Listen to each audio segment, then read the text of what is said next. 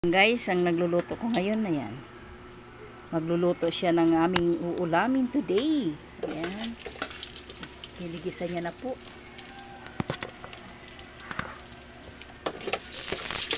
Ang aming ulam ay gulay.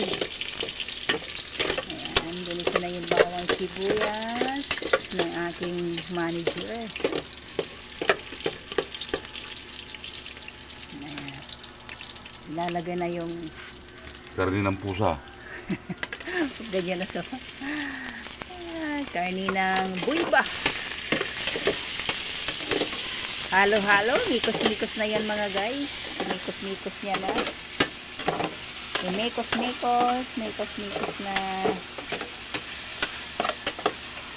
Ayan. Halo-halo niya na. Halo-halo, ikot-ikot lang.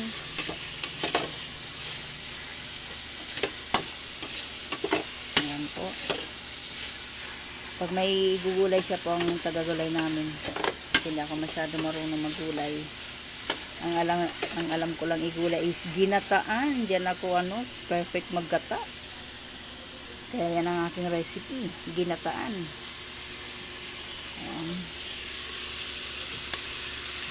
Ayan. Ayan.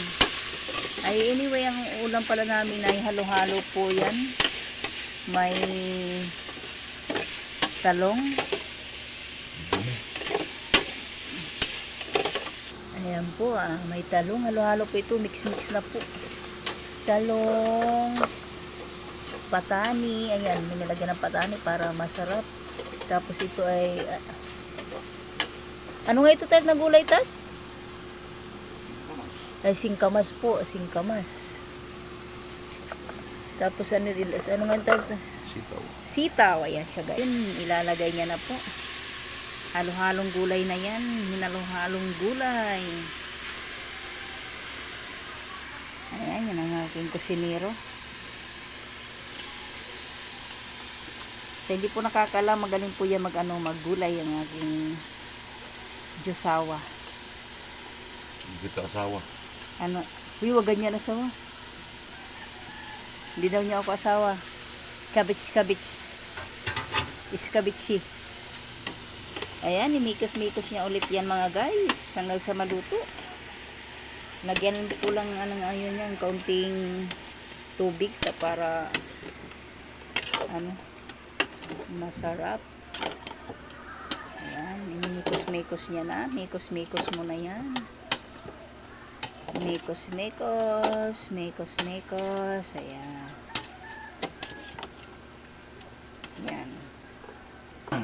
Ayan, mikos ulit.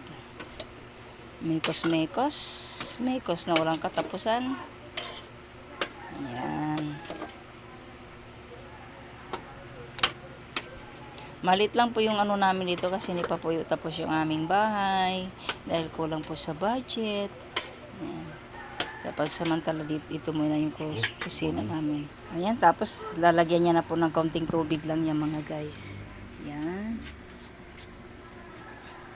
Tapos ang inilalagay po yan dito sa Pangasinan, hindi po asin, is inasin. Bagoong. Ayan, inasin at saka bagong isa lang yan. Hindi alam yung inasin.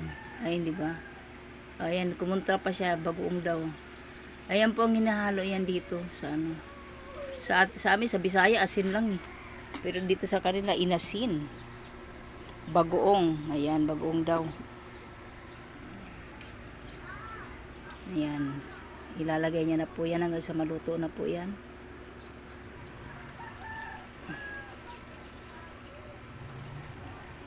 Ayan siya guys, nilagyan na ng tubig hanggang sa maluto na po. Antayin na lang natin na maluto para oras na ng kainan mga guys. Ayan. Hintayin natin na maluto. Ayan, takpan. Ayan. Ayan guys, luto na. Ito na yung finished product namin na gulay. Ayan, let's eat mga guys. May adobo pa kami dito ng tilapia. Ayan. Hindi na makapaghintay yung nagluto. Ayan siya guys. Ayan, thank you for watching guys. Kainan na. Bye-bye.